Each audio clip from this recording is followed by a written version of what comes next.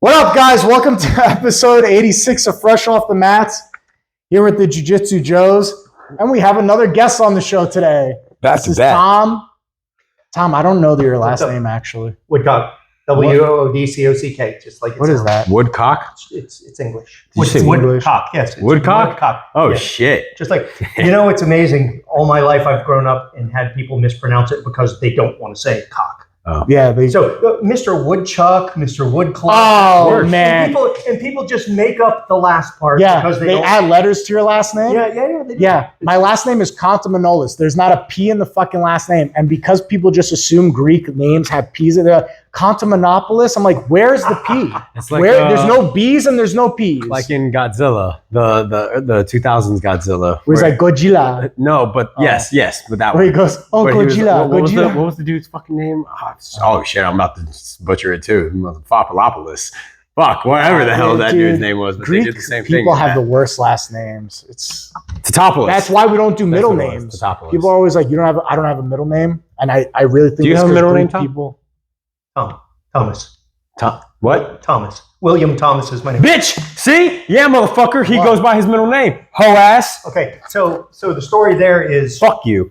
my grandfather was named William Thomas. Okay. He named my dad William Thomas. Yep. His daughter, my dad's sister, named her first son William Thomas. My dad named me William Thomas. So there's a bunch. There's like 7 William He Thomas. should have told his daughter, be like, my "Hey, God. it's for the sons. Yeah, right. We're passing it down. You stop." But then my aunt's son, my cousin Billy, named his first son William Thomas. I named my son William Thomas. Oh my so there's God. like 7 Hold up. William Shit, Thomases. guys. So we all had to choose different names. So when you Dad- all go into the family reunion, or Yeah, something. dude, what is that like? Granddad was Bill. My dad was Tommy. Okay. I'm Tom. My son's Thomas. My cousin's Billy. His son's Will. you got a Willie, And there's another one that's William. I think there's another one. and you have to say like their whole name. You can't be like, "Hey, Will," let's go then another one where it's wrong. Yeah, where so it's Typically, don't they do every other? what? Like my grandfather's Joseph, my son will be John. It goes like every other. No. So that's why I go by Joseph. That's why I'm known in my family No, what I'm as saying Joseph. is typically, let's say a dad is John and the son is Joe. The son will name his son John to avoid doing Joe. It will be Joe, John. You name it after the grandparent, not after the parent. That's what I'm saying. Like I'm Joseph because my grandfather is Mario. His name, And then my father is Mario. I'm Mario, so I go by my middle. My father That's also fucking goes by his stupid. middle. That's stupid. We all have I like our every we other. all have our English. first names. No, that makes sense. English. Yeah. But my family, we all have the same first name, so that's why Mario is such a stupid first name, though. It's an Italian name. Huh? It's Italian. I understand. It doesn't make which it is any funny. less stupid. You know what's funny? It's Italian, but it came from my Hispanic side. That's named Mario. That's funny. That is It funny. didn't come from the video game. El Plumber. No, they're Honduran. I don't think they ever knew that game. God damn. Yeah. In England, English culture, they do the oldest son is named after the father, Yeah. and that's how they keep their. I mean, if you look at the kings like King James, Yeah, they just keep going 14th, with it. it's like they're all named after the father. So I they think Greek pass people it. just do the grandfather just to avoid this confusion of like Well, then Joe, there's like Joe. what is it? Mexicans. My buddy was telling me about this because I didn't believe it was true. Like the whole stigma where like they have a bunch of names. Yeah. It's because they pick up both their mom and their father's name, Oh my and they God. add it. So that's why like when they do that whole list off, it's to respect both lineages. What's filling and a they whole get Scantron it. sheet in school like where it's like Well, no, you'll have your first like my sister. She has both my mom and my father's last name. I have just my mom's. So Yeah. my sister has Gaudioso - Ramos. Like she has both. Yeah. But for me, They I didn't love you grew enough? up. Well, I grew up with Ramos. I changed it to Gaudioso. Legally? Yeah. You legally dropped your dad's last name? Yeah. Wow. I grew up with my mom, bro. What does that mean? It's my mom. I grew up. I'm going to I- pass on her name. Oh wow. What a piece of shit. It's not. You're mean. How? Tom, what got you into jiu-jitsu? What the fuck? So, a good friend of mine was I played music. I played music for a living. What'd you play? I would sing and play guitar. Oh wow. Yeah. Holy shit. So I'm very jealous, by the way, because I never played an instrument growing up, and I always wanted to play. You one. sang and played guitar? Yeah. I heard like that's the Wow. hardest thing is to be It able to is. sing And and play play an guitar. instrument at the same time. It is difficult. It is difficult for For talented people, it's not, but for people like me, it's very. But okay. So I was in a band, and my lead guitarist was SWAT. He was a cop. Okay. He was SWAT, and he trained with the CIA and stuff. He was big, but he was into jiu-jitsu and he did several martial arts. He was a black belt in a couple different ones, but he was into jiu-jitsu. And it was right during COVID, and like right at the beginning of COVID, and we're like, I'm like, man, we got to go figure out something to do. Everything's closing down. He's like, where are you from again? West Palm. Oh, okay. Oh, you're from here. Okay. Yeah. Yeah. So he's like, why don't you come to the gym with me, train? Okay. I'm like, all right, I'll give it a shot. So I went to the gym with him one day, and that's all it took for me. Nice. Fell in love. Well, I rolled with a guy, and he was 130 pounds, tiny guy. His name was Errol, and he was a high level blue belt. But I rolled with him, and he submitted me probably 6 times in 5 minutes. I mean, just one after the other after the other. And when I was done, I'm like, the fuck just happened? And I'm like, I got to learn this. I'm like, if he can do that to me now, if I learn it, I'm going to be unstoppable. Monster, yeah. I'm going to be unstoppable. No one will be able to top if you can't tell by camera, Tom is very tall. Tom, what are you, 6'3", 6'4"? Yeah, he's a giant. He's a giant. I feel like that's a good way to weed out people in jiu-jitsu. Like, I feel like that's a very common story where people, when they start jiu-jitsu, they either instantly fall in love with it or it's not their jam. Yep. And I think that's a good way to weed out like the people who are going to love it versus the assholes is if a big guy comes in the first day, you give him like the smallest purple belt to go against or the smallest brown belt, because optically they're going to be like, oh, I'm going to smash this person. And when they lose, when they get tapped a bunch of times to this little person, they go one of 2 ways. I think me and you have similar stories. When we get tapped by this small guy on our first day, we're like, oh shit, that was amazing. How did they do that? And like, it causes you to want to figure out the puzzle on how they do it. And then versus the asshole who thinks he's going to be an egomaniac and be a monster and destroy everybody. When he gets tapped, he just gets frustrated and quits, which you don't want those people in your gym anyway. So I think it's like a good way to weed people out, to give them those little guys their first day. Yeah, that's what I mean. Leah is the one who she put it on me. Destroyed you. Dude, I mean, she just got her brown belt. It was like 2 weeks after I started, but the first day she was a 4-stripe purple. And I tell everyone, I was like, man, I walked in, I was like 223, 225, like sitting right there. I was a big boy at that point. As fuck. Yeah, bro, I was not good. But I was strong. I was benching 315 for reps. I was doing 5x5s with 315. Humble brag. So, because he knows I can't bench 300 pounds. Go. Yes, you can.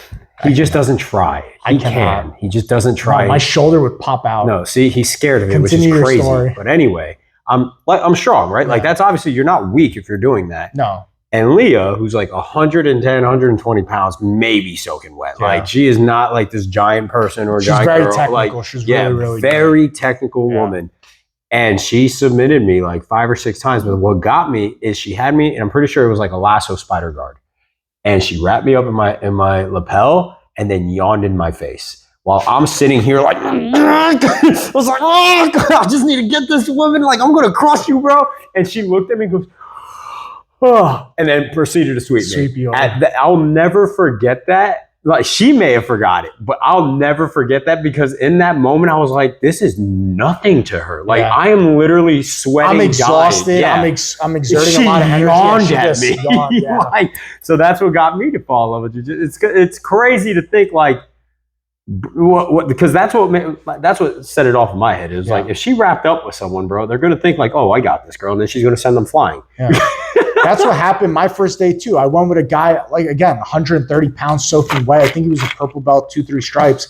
And I was like, I came from Muay Thai. I was doing Muay Thai for like 4 years at that point. I was like, man, I'll try this jiu-jitsu ground stuff. And this guy destroyed me. Like, I think he tapped me like every 10 seconds. And I couldn't figure out why I couldn't beat him. And it just intrigued me to want to come back and learn and figure out the puzzle. Like, how did he do this? You should go find him. Huh? You should go find him. He doesn't train anymore. I'm not going to blow up his name on here. Oh, man. We're still friends on Facebook. He doesn't train anymore. He never went past purple belt. Oh, shit. He beat the shit out of you. Big boy. I don't care anymore. He said, this one day black belt, I'm just going to destroy him one day. But I think it's a good way to weed those people out because we see it all the time. You get the guy who comes from like a gym and he's like big, strong guy, 280 pounds. He's like, I'm going to destroy Well, this the amount guy. of guys I'm that gonna come in destroy here, this they'll guy." look at me and do that. Yeah, Even, they like, look at like. I'm not the smallest person ever, but in the gym, I'll I'm feed them to smaller. Bree. Have you rolled with Bree? She's a purple belt, 4-stripe. No, she usually comes at night. Yes, I have. Yeah, she's like 120 pounds, and I'll always partner them up with her. Oh, And no, they're no, like, no, I haven't. they're like, what the fuck? They're like, why are you partnering me up with this girl, And this she little will girl, move and she around. will destroy them. She- Bree is like super technical, And really, she's really fast, bro. good. Yeah, You dude, can't she let- gives if- me a run for my money. When we roll together, she's like on my back, Yeah. on my leg, on my shoulders. Like she's really, And if her really arm good. gets under your neck, you're Oh, done. it's over. Like that's it. You're done. Her arms just swim underneath. Bree is like It's like a behind the black belts and like brown belts. She's like the hardest person to roll with. She gives me a run for my money every time. She's Yeah. rough, dude. So you got into jiu-jitsu, you said in West Palm, Mhm. and you moved to Fort Myers. When was it? Almost a year ago. A year ago? Yeah. How long have you been training with us? A few months. Yeah, Yeah. like 4 months, 4 or 5 months now. I started at the other gym. He was at Oh. our previous Yeah, that's right. location. So like, Yeah, oh yeah. man, a little longer than 6 months then, huh? Has it been that long? It was because Yeah, it's we 5. moved It's in yeah, February, moved in February, so- so it had to be Yeah, like I was 6 here. months or I so. was here. I was here day one. Yeah, so like 6 months then. Nice. It's crazy, man. Like I always tell people, I'm like, just be colorblind to your belt. I think that's the Oh, yeah. best advice. Don't give a shit what your belt color is, because I've seen blue belts tap out black belts. I've seen purple belts tap out black belts. Like I think people put too much emphasis on the color of a belt, and they're like, oh, because I'm a blue belt, I'll never tap this black belt. That's not true. This is just a rubric of time that's on your waist. It doesn't make you a god just because the color of your belt. Well, I found that I mean, when it comes to belts, for one, competition belts and recreational belts are just entirely different. Yeah. Two Like you different- get a really good blue belt. Yes. That's a competitor that competes every month. Oh yeah. He's going to beat a lot of purple belts. Oh yeah. He's gonna be a lot of. And then you get belts, an period. Higher belts. Yeah. you get an absolute recreational brown belt that's out of shape. And he's got his technique and all, but I mean, take me for instance. I mean, I'm 55 years old. When I roll with some of these young, strong, fast blue belts, I'm a blue belt. I don't have my belt on just for everybody out there. I'm a blue belt, 3 stripes. But when I run some of these fresh new blue belts, even some higher level white belts, it's hard, man. I'm old. I run out of gas quick, and I mean, But I feel like when we roll, it's a very good roll. You're very technical, I and would say it's not bad. It's, Yeah, you can't make a I would mistake never with you. say it's like- yeah, you're a really good blue belt. I wouldn't say like yeah. you're like, oh, 'Cause they're- just they're- because. like the recreational people I see, like, and you. I think recreational. I don't really. I wouldn't consider yeah. you recreational at all. You train like every day. Yeah, I was about to say. I would like, say a recreational person who's someone who like trains 2 to like 3 one times. or 2 times a week. Maybe. I just meant somebody who's not doing it Yeah. full time. They're just in here to get in some rolls and get some stay in shape. And then Which there's- is nothing wrong, by the way. If you're somebody who only no. can train once or twice a week and you're a brown belt or a black belt, there's nothing wrong. And we're not saying that your belt is not valid. I don't want to say that because, listen, I believe in time put in is time put in. If you join the sport of jiu-jitsu at 45 years old and you train for the next 10, 15 years and you get a black belt, of course you're not going to beat the 22-year-old. you're also you still are a legit black belt. Yeah. I see that often. Like people question it on like BJJ Fanatics page or just like jiu-jitsu They always pages. question And I'm people's just like, belts. bro, like, why? I don't understand that whole fascination. Just to look at someone and be like, oh, I'm going to question. I like where Fabio's mentality is with that, where like if someone walks in here, he's just like, no, if you walk in here with like 5 stripes on your black belt, he's going to give you the respect of, all right, you're 5 stripes on your black, but it's also, you're expecting that same, I guess, energy when you roll. So if you come in saying, oh yeah, I'm a 4-stripe white belt, like, all right, like there's that energy you're going to get. Yeah. But it's people like, They try to invalidate. Is that the word? yeah. They try to It's invalidate like, people's belts. when I got promoted, right once I got promoted up to blue, the amount of people that were like upset because I got blue belt in 7 months. And I was like, bro, train 5 hours a day. Yeah. Because it was like, it was during COVID. I had nothing to do except jujitsu and school. So I was training 5 hours a day, 5 days a week. And Dude, then he I was started coming in training. and thrashing blue belts with 1, 2 stripes on there, blue belt, 3 stripes on.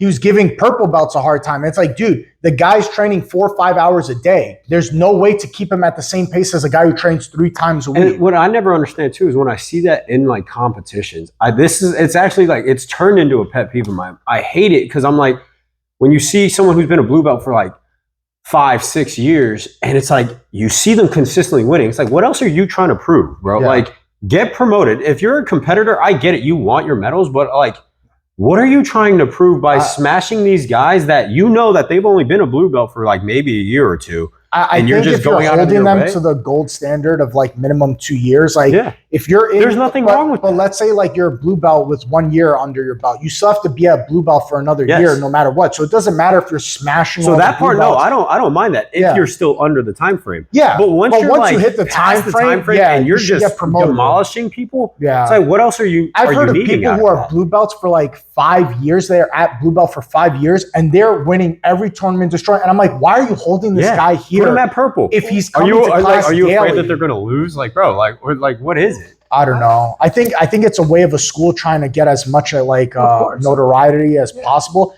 But I feel like you're not doing the sport as a whole justice. You're being selfish for your own academy. I thought there was I mean, I know in some instances, if you win a that's a new rule. What is it like? Worlds and IBJJF compete at that belt anymore. So no, IBJJF you can get promoted immediately. Yeah, IBJJF the time frame. IBJJF came up with a new rule. I think it was a year or two ago that they stated. Let's say you're a blue belt for a year, right? They say you have to be a blue belt for 2 years. But let's say after a year you win worlds, your professor is allowed to promote you to the next belt if you win. And they'll verify you on IBJJF because you have to be verified. You have to be verified on I wasn't IBJJF. speaking specifically about jiu-jitsu. I'm saying like for instance, I shot pool competitively for a long time. Like yeah. Oh, nice. And I went to like U.S. amateurs and nationals and stuff like that. I was really good. Oh, so you should never have said that. You should have started hustling people. But if you win a could have won a lot tournament, of money here. if you win a tournament, a big time tournament at a level, like let's say your level is a skill level is a 4. If you win a tournament as a 4, you can't compete in a tournament as a 4 again. As a 4 anymore. Yeah. I mean, that makes sense. That makes sense. So I know when I played paintball too, they were in the same way where so there's like the D5, so there's D5, D4, D3, D2, D1, and then there's amateur and then there's pro, right? You can, within the D leagues, you can move.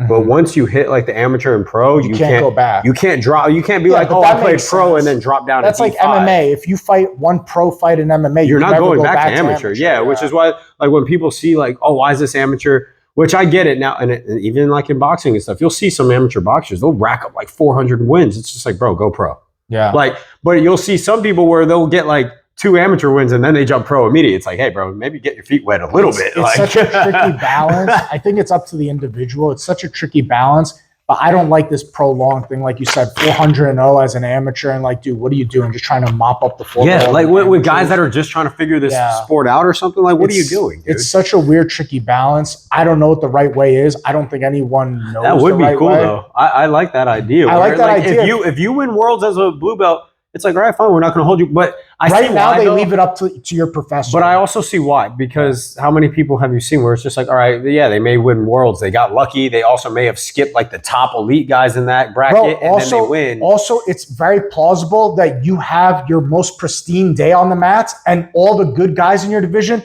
just happen to have not so great days. Or on they the all mats. went up against each other before you read. That's what I was saying. The seed put them against each other. And by the time you go up against the best guy, he's exhausted. Because he had to fight for he had to fight for his life for the past 4 rounds, and you were like, oh well, I had a bye. That's why I think leaving it up to the professor is good. Yeah, like leaving it up to the professor. That let's say you're a year into a blue belt, you win worlds. I could give you your purple belt, or I could hold you if I want to, and leave it up to professor's discretion to be like, hey, dude, let's be realistic. Like, this was not the best performance out there. Like, you're going to stay here for a while. Or, no, you killed every high-level guy. Like there's no one stood a chance. There's no challenge. Because especially at like the white to blue and the blue to purple. Now, I can see purple to brown. Because if you're a competitor, even if you don't want to hold like... Purple, the pool gets deep. But the pool, like now you're at being a beginner, purple, the pool gets deep. Well, so now it becomes tricky. What I was thinking is like in the sense of like in your own gym, dude. Because like... Even like blue to purple, like I've noticed that a lot more people ask me questions. Like they'll ask me a question before they try to jump to you, right? Yeah. I've noticed that from blue to purple. Purple to brown, dude, once you have a brown belt, like they're like, yeah, you're basically the black belt as well. Yeah. You're just not at that time level yet. So it's like, I can see holding a purple belt for longer, because now you're also looking at this guy to help instruct. Well, the possibly minimum teach for more kids and IBJJF stuff. is a year and a half at Purple. Yeah. I've never seen Fabio give someone a brown belt. And that's where he holds them longer than. And so I understand that one because again, it's like as a Purple going to brown, like it's a big leap. You're not just doing your own skills at that point. Yeah. It's like, can you teach a skill to someone else? Can you, like what you guys always talk about? Can you verbalize it? Yeah. Can you pass down jujitsu? Can you help assist coach a class? Yeah. If someone needs help, I'm not here. Can you take over the class and teach I think that's where the brown belt part will get. But like blue to purple, I don't see why you'll hold someone for 5 years. It's so crazy to keep someone at blue belt who's training every day for 5 years at blue belt. That's so insane to me. It's wild, dude. It's so the minimum insane. is 2, bro. Like maybe double it 4 years, I guess. And it's also dependent. But if the guy's coming every day, how can you look at a guy who walks in here every day and is training and be like, oh, you're not ready for this, and be like, I'm just gonna hold you just because I want to. You're not ready for the belt. Like, bro, why, I think a lot of academies, when they do stuff like that, it's because they don't have someone in the gym that could promote a brown to black. I think that's what it boils down to, because the minimum for IBJJF, you need to have you can't be. I cannot promote, like as a brand new black belt, I cannot promote you from brown to black. Has to be at least, oh my God, blanket, second degree. They changed it to second degree now, right? And they're trying to extend the time frame or something. And I think they moved it to second. I could be wrong on that. I know it was a discussion. I don't know if somebody would get a black belt and then he would give all his brown belts. Oh, black belt, you're a black belt, you're a black belt. So they made it a minimum, because from new black belt to first degree is 3 years. So I think originally, if you could double check on your phone, I think originally it was 3 years. You get your first degree. Now you can make a brown belt into a black belt. But I think they changed it to second degree, which means 3 and 3, 6, minimum of 6 years before you could promote a brown to black, which you should, because then you're going to get all these people who are just like, oh, this guy's a black belt, this guy's a black belt. And then they brag, oh, I got 20 black belts under me. And it's like, bitch, you've been a black belt for a year. How can you have 20 black belts under you? Oh, I was in it. I was part of a school for a little while, and it was a new school. Yeah. And the professor would promote people just to have some higher level belts in his gym. But you're not doing your students any justification. Yeah. You're trying to do it for clout, that when somebody walks in, they see that there's all these color belts, but you're not doing the students any justification. There really should be a minimum requirement that, hey, you're a second degree black belt, now you can make black belts. You've been a black belt long enough to know what it takes to create one. He wasn't promoting anybody to black, but for instance, we had a guy come in from California, and he was a 4-stripe purple. Yeah. It's what he had on his belt, 4 stripes on his belt. Yeah. I rolled with him his first day, and I went to the owner, and I'm like, he's a average, low level or average blue belt. Yeah. That's his skill level. Yeah. And he was there for a few months, and you know, the owner of the gym said, oh, okay, yeah, I see that. I rolled with him. I think the same thing. Yeah. But a couple months later, when we had a belt ceremony, he bumped him up to brown, and I'm like, really? But this, you know what it is, man? Like you could bullshit for as long as you want, but at some point the proof is on the mats, because you're gonna have a guy who comes out of town to visit your gym, and he's gonna be a purple belt, brand new purple belt. He's gonna walk in, roll with this brown belt, and be like, "Oh, bro, this guy is not a brown belt. I just mopped the floor with it. I wrecked the guy. Yeah, but that's what I'm saying. Is like the proof comes out. So like, I don't know, man. It's so weird. Like me and Fabio. So Fabio, bro, 4th degree black belt, been doing it longer than we've all been alive. Like it's insane, huh? Yeah, he's been doing it forever. So he knows what it means to make a black belt. Bro, we've talked to people that like, guy has no stripes on his black belt, brand new black belt. He's like, I have 10 black belts under me. And we're like, what the fuck? How do you even have, or he's a 1st degree black belt. He's like, I've created 10 black belts. And Fabio's like, I'm a 4th degree black belt. I have less than 10 black belts that I've created as a 4th degree who's been a black belt since 2006. How have you been a black belt for a couple of years and you have 10 under you already? That's where the wash comes out, man. Like all this shit comes to surface at some point. Well, I believe it's okay if you can't find it, Joseph. Yeah, it's there's a lot. Yeah, it's like fine, they it's have fine. a 20. I know on like how everything works too. It could still be at 1st degree, but I think they bumped it to 2nd degree. Believe also, I mean, gyms are, you know, they are what they are, and you've got to make money. If you're a gym like you guys, you have to make money. Really? We're the worst business guys in the world. Me and Fabio have 2nd and 3rd jobs. We're like, this is like, let me tell you, Tom, we didn't have any Facebook, Google ads, Instagram, we had none of that. What was it, 4 years ago?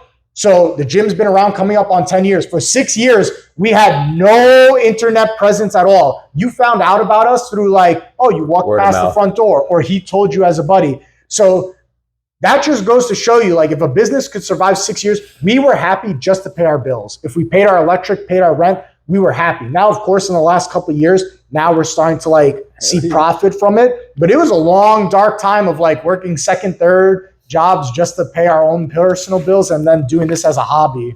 Yeah, I get that. My point was that you know, a lot of gyms will go ahead and say, well, you know, this guy's not going to stick around if he's just a one stripe white belt for 6 months. So I see what you're saying. they go ahead and they give them that incremental. It's always dangling the carrot, you know? Which I also think that's also where like a gym culture gets kind of built around. Like, so these gyms that also don't promote for a while, like I know plenty of buddies. I know a lot of guys that train in different gyms around the area. And like, that's kind of what they go off of, is that they're talking about like how they're just, they accept the fact that, oh no, it takes us 2 years. Like, there was one guy I was just rolling with on Sunday, and it's just like, it took him, he's been training for like 2.5 years or something like that. He's like a 2-stripe white belt. Yeah. And I was like, bro, I'm hitting 4 this year in October. I'm It's at a 3.5. balance. I'm like, you're a year behind me, dude, and Yeah. I'm 2 belts out. Because I was rolling with him. I was like, said you're a white belt? And he was just like, yeah. And I was like, how long have you been training? Because you can feel, and I compete too. Like, so I also, I'm not saying like I'm not at a black belt level of judging people's character to get But you a know by promotion. now. Yeah. You But guys like when know by I now. roll with someone, dude, again, I'm a competitor as well. So it's like, I know what purple belts feel like when they compete. I know Yeah. what a blue belt feels like. So like when I tie up with someone and they're going like, oh yeah, I'm a white belt. I'm like, they're like, oh, I'm just a blue belt. I'm like, are you think though? it's- Like, because I can think it's feel a the fine difference. balance of you can't promote too fast, but you can't hold people back. Which I forever think, either. I don't understand why this is looked at, like why some gyms just don't follow that standard. The Because IBJJF it's a gold good standard. It's a good standard. Yeah, it's a good Bro, standard. it takes you 10 years, 7 to 10 years. Yeah, Like, I think it's 7 if you follow that to the T. to the T, which But not if a you- lot of yeah, people do. Not a lot of people do, hold because people yeah, longer. if you even add 6 months to each belt, 10 years Yeah. to get to black, people will look at that and be like, "Holy shit, that's a long time." Which is It's like getting a also, doctorate. but it's respectable. Yeah. It's very like, bro, you look at Taekwondo kids and you're like, "Wow, you're a black belt and you're 8 years old." Like, It's kind like, of like come a on, fucking bro. joke. But Like, here- seriously, you're 8 years old. You're gonna kick my ass like you're a black and belt. that's what's great about this is like, not only do they have a promotion system to get up to black, but there's an age limit. You Yeah. can't get black till you're 18 years old. Yeah. So even if you train from 3 As years a kid, old to you cannot 18, be a black yeah. belt until you reach a certain age. And so that's cool. for jiu-jitsu, like you cannot be 10 years old and be a black belt in jiu-jitsu. You have They to be won't allow it. 18. They have all these other belts and all these other rubrics. And There's then kids, outside of like there's kids only belts where only kids could have them. yeah, there's been like exceptions, like who is it? Like Mika, I think he got his at 17 or something. But yeah, the but dude it was the also year. like, It was the year he was turning. oh, 18. was it? Oh, yeah, yeah. but so people If were you just get in it outrage early, it's because the he year didn't you hit turn it. 18. Yeah, okay. The traditionalists wouldn't give black belts to women. They wouldn't give black belts to elderly. Yeah. Because they said that you got to prove it on the mat. Yeah. And it's like, You go get your ass beat. like Like, it's not going to look if too you're good. 80 years old and you get a black belt and you get on the mat with you and you just dominate the person, or even a purple belt, they were protecting the belt, which is, I mean, there's something to be said for that. But you know, you can't give a 140-pound woman a black belt and then tell her to go fight. It's that a false man sense of black belt. security. Yeah. And the man dominates her. Well, then that makes that belt look I bad. think that was before the sport became a sport. Well, like, yeah, you know yeah, what I mean? Like yeah, this. yeah, like I said, it was Yeah, tradition. this- It was the traditional. This I understand if it's prior to jiu-jitsu becoming a sport, when it's just self-defense. Yeah, that's also when a dude would walk up to a woman and be like, "Oh, you think you're tough?" And then they try to fight a woman. Yeah, It's like, when all you right, make dude. it a sport and you put weight classes and gender and all this stuff into it, then I think it becomes which I see something. where people also like argue against it. They're like, "Oh, it's taken away from jiu-jitsu." I'm like, because I think it was like one of the first few weeks I started training jiu-jitsu with Fabio. It was at the other gym at New Yeah. World. And I remember asking, because I was in boxing and all that, so it's like, and I do a lot of stand-up with people. And I asked him, I was like, Fabio, like, what's going to happen when someone starts swinging on you? Like, how are you going to use jiu-jitsu? Like, Yeah. how is that going to be a thing? And this was so funny to me. He goes, put your hands up. You got to have a hard head. You're going to get hit. And then he went into a whole explanation. He goes, people think this whole fake self-defense thing, like you're going to go in and you're going to prevent every bit of damage to ever happen. It's like, bro, that's not self-defense. Like, you're going to get hurt. I tell the cops on Saturday, I'm like, this jiu-jitsu that I'm showing you right now is self-defense. I don't show them things like pulling guard. I show them self-defense stuff. And I tell them all the time, this doesn't make you bulletproof. This doesn't make you a weapon. You can still get hit. There are some positions I'm going to show you where you're going to get hit, but it's not going to be as bad. The guy might try to swing back or something, but it's like, that's the reality. And even if you teach that to like a female, which they should learn it. And that's also the problem is like some females will look at this and be like, oh, well, a guy still might just be able to beat me up. It's like, yeah, but you can fend him off. Yeah, but you might survive a minute longer for the cops to get someone might show up. Yeah. You might be able to break his wrist real fast. Like, it's not going to be the most self-defense. People have a misconception that self-defense is always to get one up and beat up the other guy. Self-defense could be as simple as a woman being attacked and she just survives long enough, like even for 10 seconds another man to come for you to walk by and intervene and help her. A grip break and run. Yeah, dude, like it's amazing to have. It's not always beating the person to a pulp and I beat up the bad guy. No. Sometimes instead of being choked and killed in 5 seconds, you lasted 2 minutes and it allowed the guy walking by to be like, what the fuck's going on over there? And come help you out. And then it's like, it's also, that's why like the beauty of things within jiu-jitsu is like, bro, why we emphasize, especially for white belts, is like, yo, learn to frame, learn to hip escape, learn to get out, learn to crawl up. Because like a female learning all these things, especially being a female, like they're smaller, dude. Yeah. A big guy trying to hug all over them, they learn how to frame, they come out and they crawl up on top of their back, bro. It's like now you can win a fight. Even if they try to stay, you're going to choke them out unconscious. If you know, like Bree climbs your back, she gets an arm under you. Yeah, you're going out in a few seconds. It's not going to be a long fight. She's going to squeeze and just like, oh, now you're collapsed. Like it's, I don't know, dude. Anything you want to tell people, Tom? Anything you want to? Words of wisdom. Tell the world. Yeah. I don't know, man. We found out that Tom played guitar, sings, pool, professional pool player. I knew none of this prior to. We should have a rock battle with Fabio. Oh Fabio he plays guitar too. Yeah, he plays guitar. Yeah, so you guys have like a rock battle. Yeah, or start a band. Never mind. Yeah. I wanted you two to like go at it, but not everything has to be a sport, dude. Come on, we could just jam competition. Bro, I didn't know he played pool, play guitar, or sing. We're finding out this guy's like more interesting than like anyone in this And you're a card collector too. And he's a card collector. Man, see, I played poker for a living for a year. What the fuck, dude? The hell? How old are you? 55. We're gonna have to have him on for a part 2 just to like know more shit. I'm gonna bring my guitar next time. Yeah, you're more than welcome. Just open up. That'll be the intro. Yeah, play us the song. I don't play that kind of guitar. I play acoustic.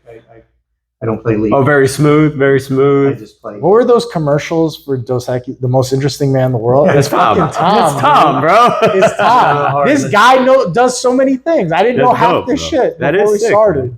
Bro, life is all about the stories. Yeah, like I have dipped my toes in a lot of waters, and you know, and when I do something generally, and jiu-jitsu is a good example. Only I stuck with this a lot longer than most things. But when I do something and I get passionate about it and I learn it and I get good at it and you dive in. Yeah, I do. That's awesome. I mean, hell, I started playing pool and next thing you know, I was out here competing at high levels. Well, I was winning state tournaments and going to nationals. Me and my father actually played a Scotch because my father taught me how to play pool when I was a kid. We had a pool table in the house, nice. And then I started playing in leagues and stuff. And then I got my father involved, and my father and I entered a statewide mixed doubles, Scotch doubles tournament. Scotch doubles is interesting. It's like I shoot. If I make it and you're my partner, then you would shoot. The shot that I left, you shoot. You make it, I shoot. We alternate shots if we make the shot. Damn. So I have to leave you good shape. Yeah, Anyway, so we entered the tournament and we ended up winning the state tournament, and we went and played in Vegas together. That was great. That's shit. That's awesome, dude. And we went and played in Vegas together, and on the plane out there, I asked him, I'm like, so what do you want to do? Do you want to just party and have fun, or do you want to focus on pool? And he said, let's just have fun. He's like, I don't care about pool. So we just drank and gambled, didn't sleep, and just. But what if still went out there and won, dude? No, we didn't win anything. Oh, we won like 2 matches, but it's the experience to get to that point. Life is about the story. Yeah, man, that's an amazing story to go there with your dad and play against teams and stuff. And So what? You go and you lose, and you won 2 matches. So what's the big deal? He It's the definitely story saw behind it. that. That's what. That's a memory that's forever. He's like, we're out here for a good time. That's Wow. dope. I had been a couple of times to nationals for singles and teams, Nice. and so I really didn't care about playing the tournament. Yeah. I just wanted to go out and see what my dad wanted to do and hang out with my dad. That's And it was a dope. great experience. Yeah, That's that's amazing. awesome. Dude. Yeah, but we got all expense paid trip, and Hell yeah. they give for singles. I got all expense paid trip, entry into the tournament, into the national tournament, and I got like $1,500 cash. Oh, we need to get on this level for jiu-jitsu. Yeah, dude. seriously, jiu-jitsu doesn't pay shit. Fucking Jiu-jitsu damn doesn't it. pay shit, bro. Out here getting his fucking Be trips. poor, do a podcast, like that's the jiu-jitsu life. Be poor, do a podcast. Yeah, but Guys, but if I get jumped in an alley, I'm not going to be able to play pool to get out of it. I'm going to. you break out that pool stick and you start swinging, Tom. That was really good. This guy's 6'3". Not a lot of people are jumping you in alleyways, man. That's also fair. Guys, we'll see you guys next week. Awesome episode. Thank you, Tom, for being Thank you, on. Thank you for We having me. appreciate it. Anytime, you're always welcome to be on. We're definitely going to get a part 2 with you. Yes, absolutely.